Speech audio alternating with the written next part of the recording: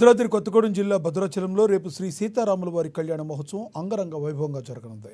ఈ నేపథ్యంలో భద్రాచలం రామయాలయ నిర్వహణ అధికారి రమాదేవితో మా భద్రాద్రి ప్రతినిధి శ్రీనివాసరావు ఫేస్ టు ఫేస్.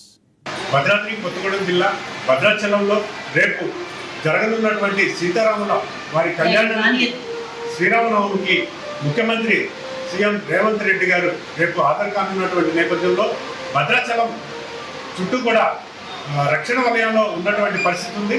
ఎందుకంటే 1800 మంది భద్రతా సిబ్బందితో ఇక్కడ ఏర్పాటు చేసినటువంటి ఈ యొక్క భద్రతకు కావాల్సినటువంటి సిబ్బందిని కూడా ఏర్పాటు చేసి ఇక్కడ రామాలయానికి వస్తున్నటువంటి ముఖ్యులు అంటే జిల్లాకు చెందినటువంటి మంత్రులు అలాగే రాష్ట్ర మంత్రులు అందరూ కూడా కానున్నటువంటి నేపథ్యంలో దేశ నలుమూలల నుంచి కూడా ఈ యొక్క సీతారాముల వారి కళ్యాణం కలిగించేందుకు వస్తున్నటువంటి భక్తులకు కావాల్సినటువంటి సౌకర్యాలు అంటే ఈ యొక్క వేసవి కాలంలో జరుగుతున్నటువంటి శ్రీరామనవమికి వచ్చేటువంటి భక్తులకు ఈ యొక్క వేసవి తాపాన్ని తట్టుకునే విధంగా సెలవు పందిళ్ళు కావచ్చు, తాగునీటి సౌకర్యాలు కావచ్చు, వారికి కావాల్సినటువంటి పూర్తి స్థాయి ఏర్పాట్లు చేసినటువంటి నేపథ్యంలో ఈ యొక్క భద్రాచలం రామాలయ ఈవో రమాదేవి గారు మనతో పాటు ఉన్నారు. ఇప్పుడు వారిని వివరాలు అడిగి తెలుసుకుందాం.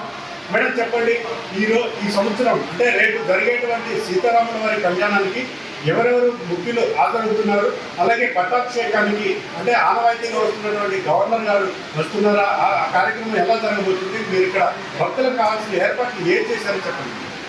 జై శ్రీరామ్. శ్రీ సీతారామచంద్ర స్వామివారి దేవస్థానం భద్రాద్రి జిల్లాలో ఏం చేసినటువంటి సీతారామచంద్ర స్వామివారి దేవస్థానాన్ని మనం దక్షిణ అయోధ్యగా చెప్పుకుంటాము. ఇక్కడ మనందరికీ తెలుసు రాములవారు అనగానే అసలు గుర్తొచ్చేది భద్రాచలం రాములవారు అనగానే గుర్తొచ్చేది తలంబ్రాలు. ఆ విధంగా మనకి ఇక్కడ కళ్యాణాన్ని ఆల్రెడీ మనం 99% మనం పనులు పూర్తి చేసుకొని రేపు ఈరోజు ఎదుర్కోలు ఉత్సవాన్ని అంటే ఈరోజు ఏప్రిల్ 5వ తారీఖు ఎదుర్కోలు ఉత్సవాన్ని, రేపు 6వ తారీఖు సీతారామచంద్ర స్వామి వారి కళ్యాణము, మరి 7వ తారీఖు పట్టాభిషేకం జరుపుకోబోతున్నాం. ఇక అలాగే మనకు అందరికీ తెలుసు సీతారామచంద్ర స్వామి వారి కళ్యాణానికి ఈసారి తప్పనిసరిగా మన ముఖ్యమంత్రి వర్యులు వచ్చే అవకాశం ఉంది. రేపు అలాగే ఎల్లుండి గవర్నర్ గారు కూడా వస్తున్నారు, వారి ప్రోగ్రాం కూడా అందింది కాబట్టి పట్టాభిషేకానికి వస్తున్నారు.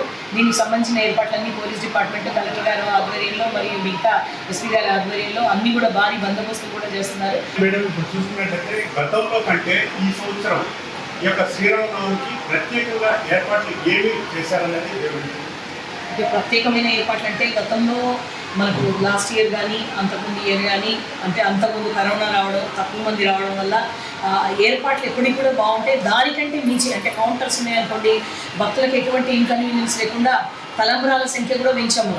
వాళ్ళు ఇక్కడికి వచ్చే వాళ్ళు ఆశించేది కళ్యాణం అనగానే తలంబ్రాలు. ఆ తలంబ్రాలని మనం ఏ విధంగా భక్తులకు అందించాలనే ఉద్దేశంతో మనం ఏం చేసామంటే తలంబ్రాలని లాస్ట్ టైం 160 క్వింటాలు పెడితే సార్ 200 క్వింటాల పైన మనం కలుపుకుంటున్నాం. అది 1 మంత్ ముందే కళ్యాణం మనం స్వామివారిని ఏదైతే కళ్యాణానికి పనులు ప్రారంభించామో, పెళ్లి కొడుకుని చేసామో, పసుపు కొట్టామో ఆ రోజే ఈ తలంబ్రాలు కలపడంలో మొదలైంది. మహిళలంతా పెద్ద ఎత్తున సేవా సంస్థల వాళ్ళు కూడా పార్టిసిపేట్ చేస్తున్నారు. దానికి సంబంధించిన 160 నుంచి 200 ఏదైతే మనం క్వింటాల్స్ పెంచామో వాటన్నిటినీ కూడా దానికి కౌంటర్స్ని కూడా సంఖ్యను పెంచడం జరిగింది. అంటే మనకు 60 నుంచి 80 కౌంటర్స్ దారి పొడవునా వారు వచ్చేవారు. అలాగే ఆర్టీసీ బస్సుల్లో వస్తారు, వారందరికీ కూడా ఆర్టీసీ బస్సులో కూడా ఒక్కొక్క కేజీ చొప్పున వాళ్ళకి కూర్చున్న దగ్గరే అందించే విధంగా కూడా ఏర్పాట్లు చేస్తున్నాం ఆర్టీసీ ద్వారా. అలాగే ఆర్టీసీ కార్గో ద్వారా కూడా మనము దేశంలో ఎక్కడున్నా వారందరినీ కూడా వారి ఇంటికి చేర్చే కార్యక్రమం. అలాగే పోస్టల్ డిపార్ట్మెంట్ పరోక్ష సేవలు కానీ లేదా ఈ తలంబ్రాలు కానీ వారు కూడా అందించే విధంగా మనం అన్నీ కూడా వాళ్ళు కూడా వెబ్సైట్లో గత 15-20 రోజుల నుంచి ఆన్లైన్ బుక్ చేసుకునే సౌకర్యాన్ని కల్పించారు. అలాగే మంచినీటి సౌకర్యాన్ని కూడా మనకు చాలా బ్రహ్మాండంగా ఇక్కడ గుడికి వచ్చే భక్తులకు కానీ సెక్టార్లో కానీ ఎంతమంది వస్తున్నా అంతమందికి అసెస్ చేసి కరెక్ట్గా చేయడం జరిగింది. దారి పొడవునా కూడా వారికి మనము కింద గ్రీన్ మ్యాట్ వేయడం, తర్వాత పెండాల్స్ చేయడం, తర్వాత వాళ్ళకి అందుబాటులో అన్ని సౌకర్యాలు కలెక్టర్ గారి ఆధ్వర్యంలో, ఎస్పీ గారి ఆధ్వర్యంలో కూడా అన్నీ కూడా జరుగుతుంది.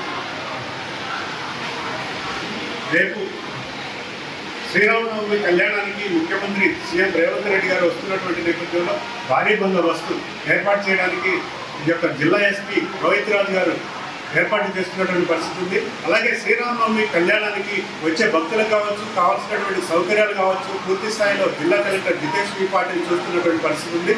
ఈ విధంగా రేపు సీఎం రేవంత్ రెడ్డి ఇక్కడికి చేరుకున్న తర్వాత ప్రభుత్వం నుంచి లాంఛనంగా అందించేటువంటి సీతారాముల వారి కళ్యాణానికి అందించేటువంటి పట్టు వస్త్రాలు కావచ్చు, ముత్యాల తలపురాలు కావచ్చు, ఇవన్నీ ఇచ్చిన తర్వాత మన మాడవీధుల్లో ఏర్పాటు చేయబడినటువంటి యొక్క బృహత్తర కార్యక్రమానికి శంకుస్థాపన చేసి అనంతరం ఐటీడీఏ కార్యాలయంలో ఏర్పాటు చేసినటువంటి గిరిజన స్టాల్స్ను కూడా ప్రారంభించేటువంటి పరిస్థితి ఉంది. ఈ విధంగా జరుగుతున్నటువంటి రేపు కళ్యాణానికి సీఎం రేవంత్ రెడ్డి వస్తుండగా ఎల్లుండి జరిగేటువంటి పట్టాభిషేకానికి జితేష్ విష్ణు గవర్నర్ గారు ఈ యొక్క కార్యక్రమానికి హాజరు కానున్నటువంటి నేపథ్యంలో భారీ బందోబస్తు, అంటే నక్సల్స్ ప్రభావిత ప్రాంతం, అలాగే ఈ యొక్క ఉన్నటువంటి భద్రతను కూడా కట్టుదిట్టం చేసినటువంటి పరిస్థితి ఉంది. Video journalist Raviteja Srinivas, ANN news, Bhadradri.